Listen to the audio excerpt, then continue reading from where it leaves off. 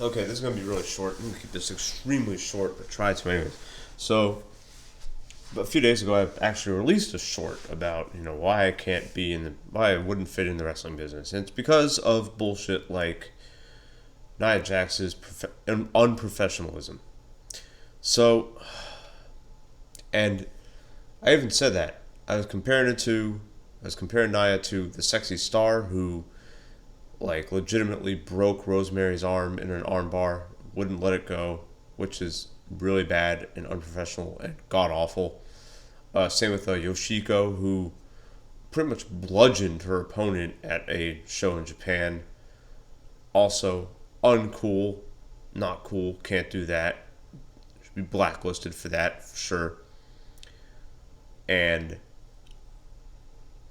if I was in Charlotte's shoes right here, as you saw in last Monday night on Raw, Nia just saying, "Okay, let me go ahead and just let me actually punch you, even though I weigh almost twice as much as you."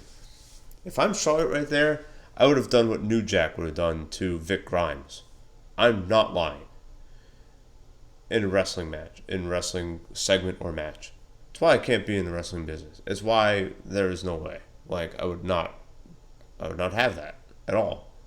Because then that's okay. No, now you're trying to assault me. So that's battery against me. I'm going to defend myself if that's going to happen. I would defend myself accordingly.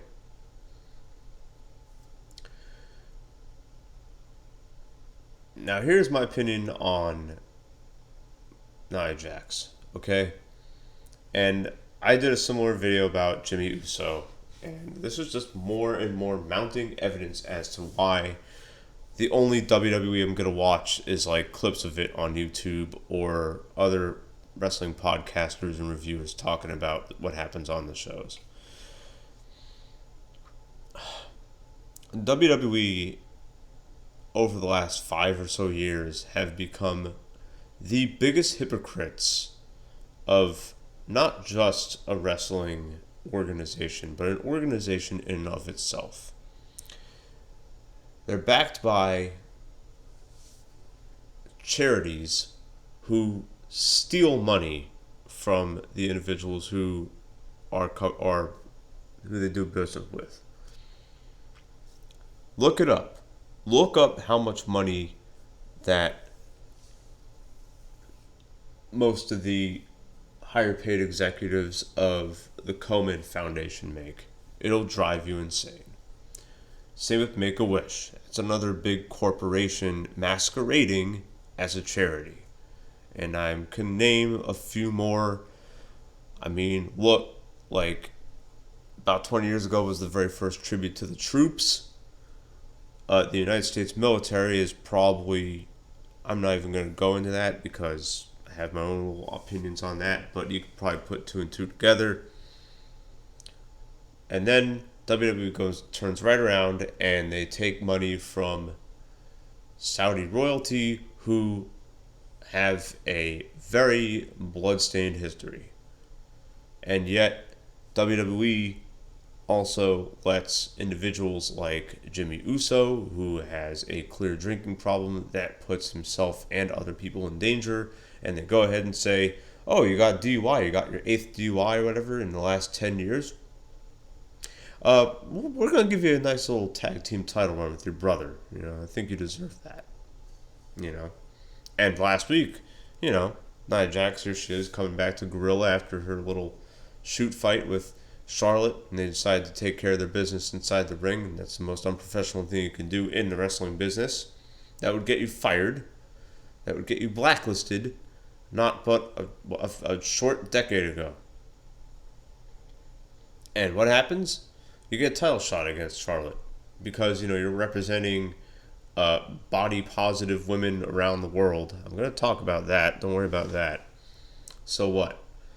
And because she's related to The Rock, now she just, okay. So what if you're so unprofessional that you're going to actually physically hit another performer, a very relevant and top performer who, despite what everyone wants to say, has made significant contributions to women's wrestling and sports entertainment in the last 5, 6, 7 years, and you're going to perform assault and battery on them on live national television, and you get rewarded with a title. That makes zero sense to me. As far as Nia Jax is concerned, look, the only antagonizing I do, in both on this channel and in my life, is if it's in the form of joshing, or if I'm criticizing information that is that I know to be completely wrong, that is purported by those who believe they have credentials or who have acquired credentials or are giving bad information. You saw that when I was doing my bowling reaction video about, what bowlers should do to have good fundamentals in the sport. Other than that, it's joshing. Other than that, I'm just making fun. I never go out of my way to say that certain individuals should be blacklisted because I don't like them or something like that. I look at the actions. The actions are the words to me. The action, and that's just a principle that I live by in my life. The actions are the words. What I've seen from what Nia Jax has done over the last 5+ years of her professional wrestling career, both in NXT and on WWE's main roster. I put main in parentheses because, or not in parentheses, in quotes, because NXT has been the main roster for like the last 4 years. That's going to change based on what I've heard, but whatever. No, that was standing.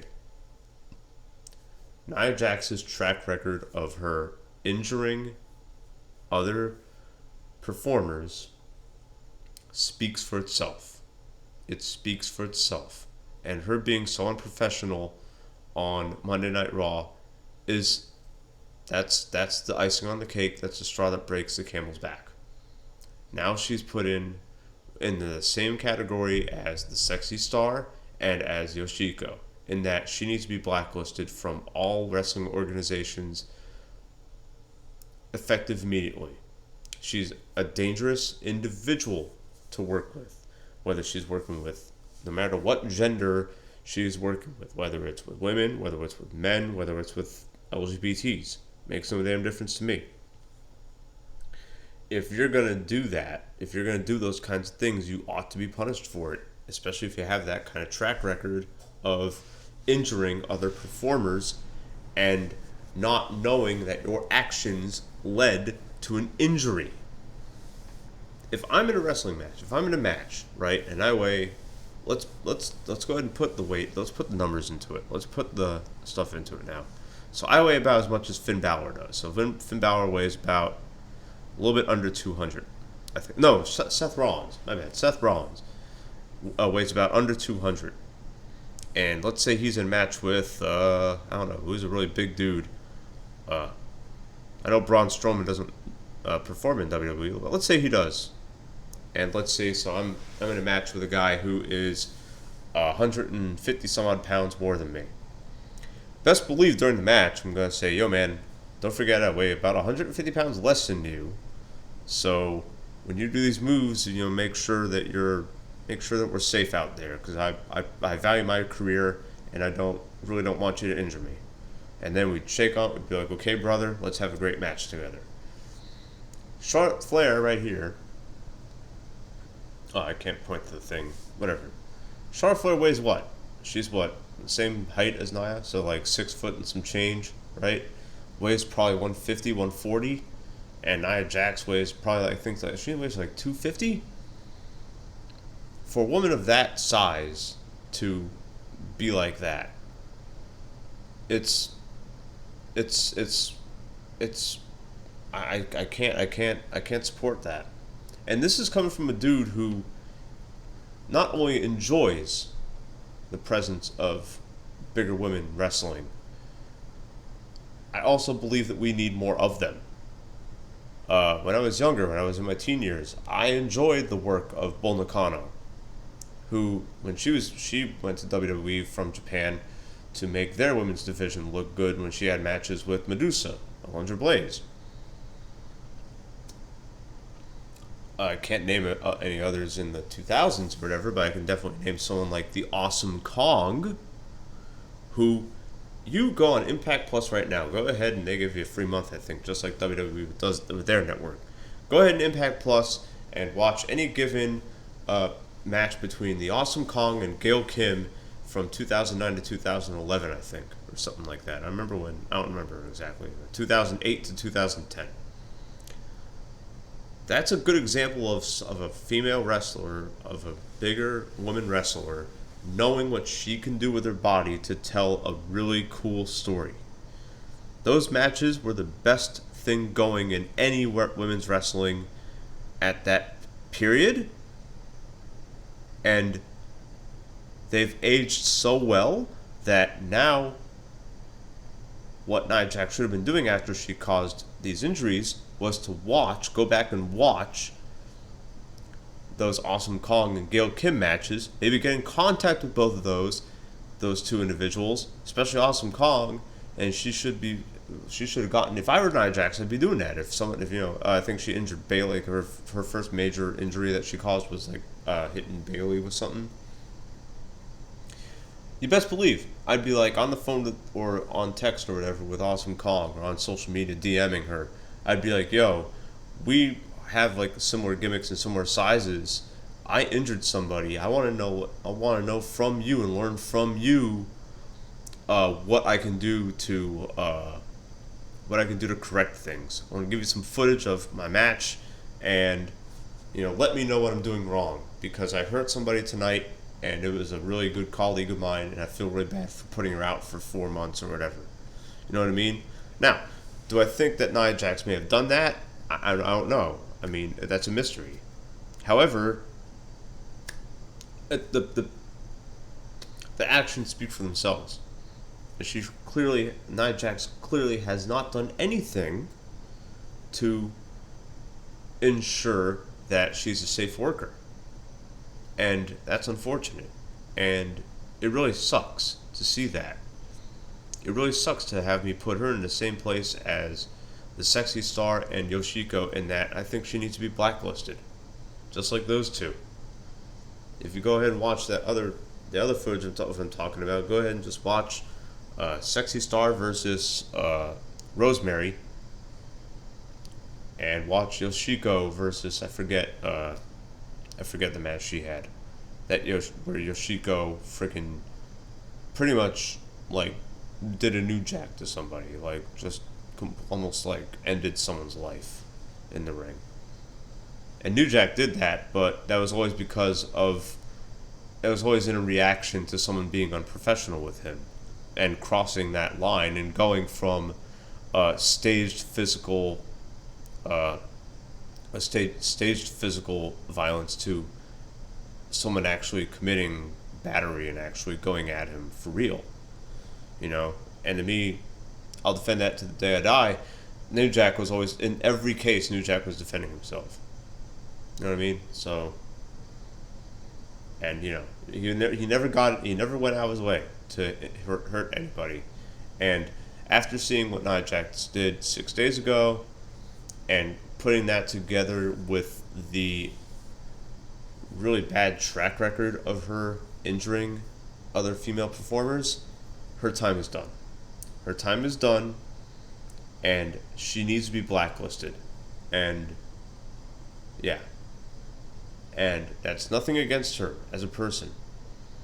And even, I'd be like, let's blacklist you for 2 years. And then you do some training, and you have some matches, maybe at the Performance Center, at WWE's Performance Center or something like that.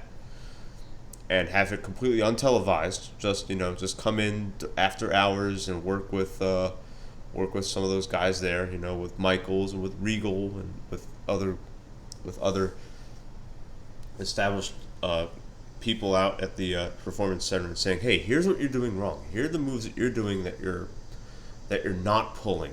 You're doing this, and you should be doing that kind of stuff." And work there for 2 years or something like that, then come back. But from now on, she needs to be blacklisted. I don't like saying that. It sucks. I don't like saying that about anybody.